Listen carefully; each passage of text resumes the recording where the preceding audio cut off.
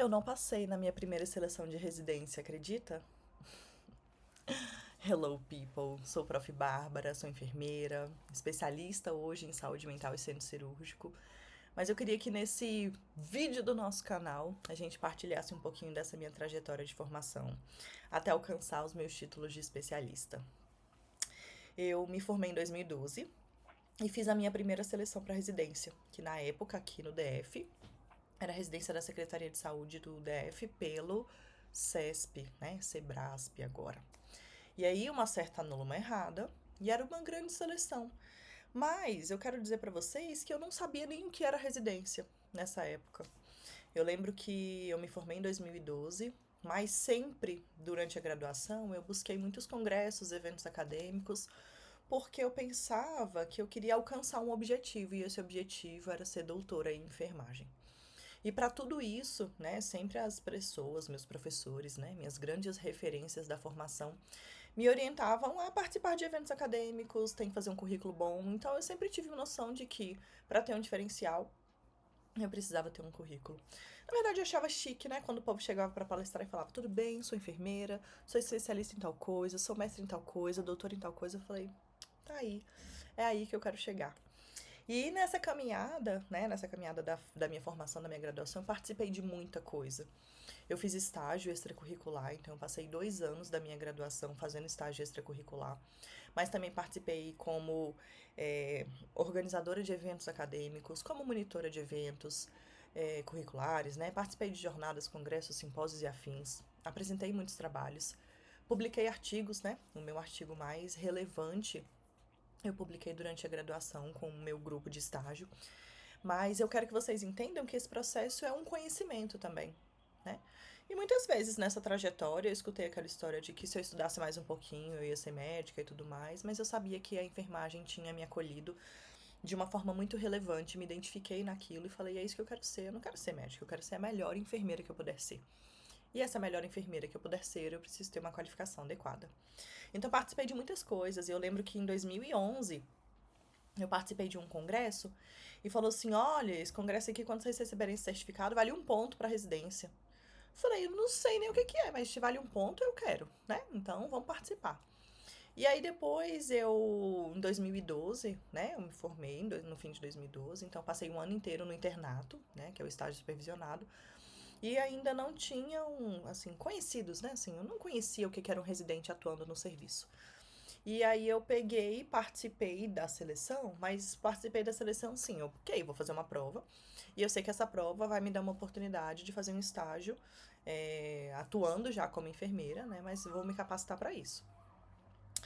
E fiz a residência, né? Fiz a minha primeira prova de residência para ingresso em 2013, pelo CESP, né? Pelo Sebrasp.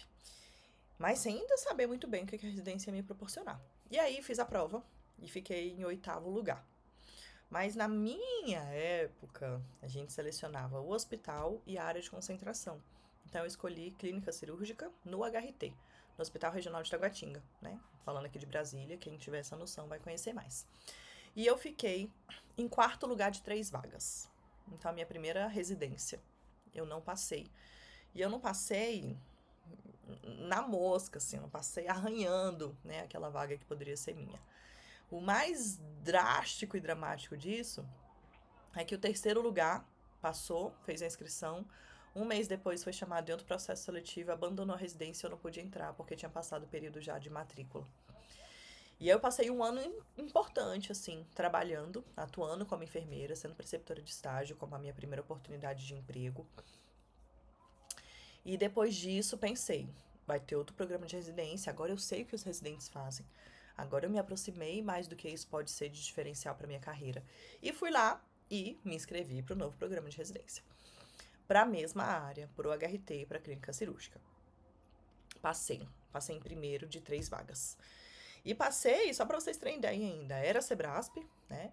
Passei com a mesma nota de prova e passei com menos nota de currículo. Por que menos nota de currículo? Porque eu fiquei com preguiça, sabe? De mandar as coisas. Então, assim, não faz isso. Eu tinha uma pasta gigante de currículo e não mandei coisas porque eu fiquei com preguiça de enviar certificado. Só que nessa época, Não era só enviar pela plataforma. A gente tinha que levar esse documento e registrar em cartório. Então eu tinha que copiar, autenticar a cópia. Eu lembro que eu gastei, sei lá, R$ 150 na época só registrando e autenticando os documentos no cartório, para levar e ficar por lá. E aí uma lição importante disso é que nessa época tinha gente que levou o original, porque queria entregar um documento, e perdeu o original. Né? Então, por favor, quando a gente tiver que submeter algum trabalho, quando a gente tiver que enviar alguma coisa, envie uma cópia. Ou uma cópia autenticada, ou uma cópia que depois você vai assinar um documento a próprio punho dizendo que isso equivale à cópia original, né? Por favor. E aí depois fiz a minha segunda prova da residência em 2014 e passei em primeiro lugar das 3 vagas. Ingressei na residência no hospital que eu queria e muito sortuda, abençoada, passei com uma das minhas melhores amigas da graduação, né? Que foi, na maior parte da minha trajetória aí acadêmica, foi minha dupla durante a graduação. No internato eu mudei de grupo, mas tive um grupo muito acolhedor e muito bom também. E aí passei 2 anos da residência, né? 2014 e 2015 no Hospital Regional de Taguatinga, fazendo residência na clínica cirúrgica. Rodei na clínica cirúrgica, rodei na clínica ortopédica, pronto-socorro, clínica médica, centro cirúrgico. Consegui fazer um eletivo, né? Consegui fazer um mês de eletivo na ostomia, né? Então, na clínica de ostomia, que faz curativos diferenciados, né? Cuida de pacientes com ostomia. E foram 2 anos muito ricos para minha formação acadêmica. Muito, muito, muito, muito, muito. E aí eu, enfermeira, né? E aí no meio desse processo, hoje eu digo para vocês que eu sou enfermeira especialista em centro cirúrgico, porque no meio desse processo teve uma organização, uma resolução nova do COFEM, organizando os direcionamentos da nomenclatura das pós-graduações. E eu entrei nesse bolo, porque não existia, pelo COFEM, pós-graduação em clínica cirúrgica. Ou eu entrava em centro cirúrgico, ou eles iam me dar uma nova nomenclatura que não tinha muito a ver. E aí a gente percebeu que depois de tudo que eu tinha feito, ter uma residência em centro cirúrgico tinha uma nomenclatura melhor do que uma residência em clínica cirúrgica, por exemplo, porque os processos seletivos não questionavam o enfermeiro da clínica cirúrgica, ou enfermeiro do centro cirúrgico, ou enfermeiro da clínica médica, né, e de modo geral. Então, eu terminei a minha primeira residência depois de 5.760 horas, com plantões noturnos, diurnos, fim de semana, feriado. Trabalhei no Natal para poder folgar Ano Novo, né? Trabalhei no Carnaval e afim. E terminei a minha primeira residência, então sendo especialista em centro cirúrgico.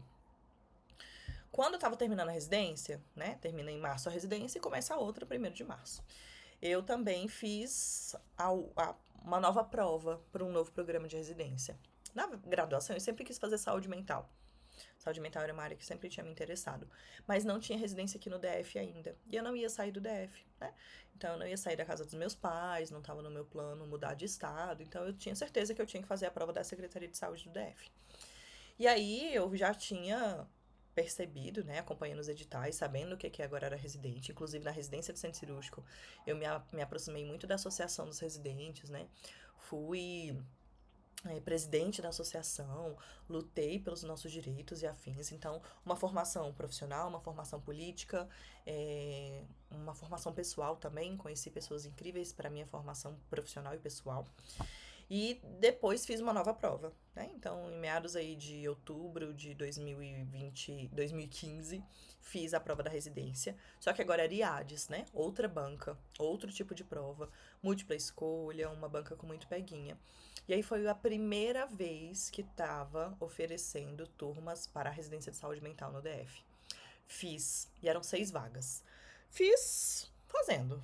Fui fazer a prova, né? Eu não tinha tempo de estudar direcionado, então eu peguei as últimas 2 provas, sentei para estudar, revisei conteúdos que eu tinha mais dificuldade, e esse foi o meu direcionamento. Então, assim, não consegui me preparar fazendo cursinho, acompanhava mentorias, acompanhei intensivão, né? Um mês aí de intensivão, fiz as últimas provas, revisei temas que não eram da minha zona de conforto, e esse foi a minha trajetória para poder ser aprovada na minha segunda residência. Quando eu terminei a minha primeira residência de centro cirúrgico, eu saí distribuindo currículos. E eu passei em 2 seleções, para ser preceptora e para trabalhar no hospital, na UTI, mesmo entregando meu certificado lá de residente em centro cirúrgico. Eu passei na prova, teórica, passei na prova prática e falou assim, é isso já, pode vir aqui entregar a sua documentação. E isso era mais ou menos fevereiro, março, né? Porque eu precisava terminar minha residência inteira para poder concorrer a essas novas seleções. E aí foi engraçado que na semana que eu fechei tudo e falei, beleza, vou lá assinar todos os contratos para trabalhar nesses 2 vínculos, saiu o resultado da residência de saúde mental. E eu tinha sido aprovada em 5º lugar. 5º lugar das 6 vagas, tô dentro. E, inclusive, né, e aí nessa seleção que também era prova objetiva e análise curricular, eu fiquei com quase 15 pontos de análise curricular. Porque eu juntei agora, né, sem preguiça, juntei tudo. Tive muita oportunidade legal também de formação de currículo na residência de centro cirúrgico. Organizei capacitação e formação de profissionais, participei de eventos acadêmicos, fiz publicações de artigos e capítulos de livros. Então, durante a minha construção, né, a minha trajetória na residência, eu também foquei muito no currículo, porque a gente tinha muita oportunidade, né, de participar de eventos acadêmicos, e isso também faz muito, né, enriquece muito o nosso currículo. Passei na minha segunda residência, e aí uma residência terminou no fim de fevereiro, a outra começou 1º de março, e aí eu engatei o programa de residência em saúde mental, bem mais tranquilo agora, né? Menos política. Então, quando eu via os residentes brigando, vamos entrar em greve por conta disso, eu falei, gente, vai com calma. Acabei de sair da residência, eu sei como funciona, eu tava lá dentro, né? Eu tava envolvida na Coremu, eu tava envolvida com os gestores, com os supervisores, né? Então, eu sabia um pouco mais de como funcionava em comparação com as pessoas que estavam chegando dos programas de residência agora pela primeira vez. E aí eu passei na minha segunda residência, em 2016, terminei em 2018, e fiz saúde mental. Então, eu quero dizer, né, esse nosso momento aqui de partilha, é para que vocês não desistam desse objetivo, porque a residência transformou a minha caminhada profissional. Então, o que a residência faz? Ela te dá um título de pós-graduação, mas ela te dá uma experiência de 5.760 horas de teoria e prática. Dessa carga horária, mais de 4.000 horas a gente tem de experiência prática, de mão na massa. Minha graduação foi muito prática, né? Eu tive muita atividade prática na graduação, mas longe do que a residência me proporcionou, né? Longe do que a residência me ofereceu. Tive dias também muito exaustivos, cansativos, de querer deitar em posição fetal e chorar, com certeza, né? Pelo cansaço, pelo estresse, por ter que lidar com outras pessoas. Mas o que a residência me proporcionou, primeiro, de conhecimento, né? De networking, de conhecer pessoas, de fazer bem um trabalho, de ser reconhecido pelos pacientes, de ser reconhecido pelos outros profissionais, pelos gestores do meu serviço. Isso fez toda a diferença. Né? Não só de indicação. Eu sei que hoje, se eu precisar de uma indicação, por exemplo, eu tenho isso pela qualidade do meu trabalho. Mas eu quero dizer que se a gente não passar numa primeira prova, e eu fiquei muito arrasada, gente, porque eu falei, se eu acabei de sair da graduação e eu sei de tudo, se eu fizer uma segunda prova trabalhando, aí que eu não vou saber mesmo. Mas eu quero dizer pra vocês que quando chegar a nossa hora, a prova é nossa. A prova é nossa. Então, a minha primeira prova de residência, né, de 2013, foi meio difícil, assim. E aí, eu passei 2013 inteiro trabalhando para poder fazer a prova para ingressar em 2014. E a prova de 2013 para ingresso de 2014, gente, eu passei o ano inteiro trabalhando em clínica médica e clínica cirúrgica.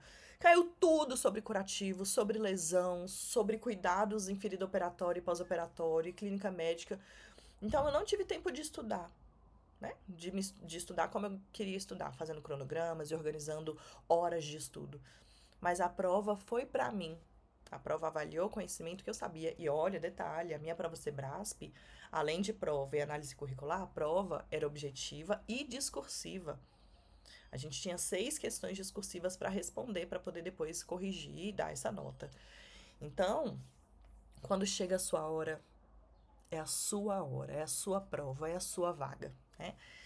E o tanto que isso fez, né? O tanto que isso fez e o tanto que isso construiu a profissional que eu sou hoje, em relação à valorização do currículo, em relação a conhecimentos teóricos práticos, o tanto que eu consigo associar isso com mais facilidade, o tanto que se você me jogar em qualquer lugar eu vou conseguir, né, ter um raciocínio clínico, um raciocínio crítico sobre uma atuação. E não paramos por aí, né? Não é porque hoje eu sou especialista em centro cirúrgico e saúde mental que eu também deixei de estudar.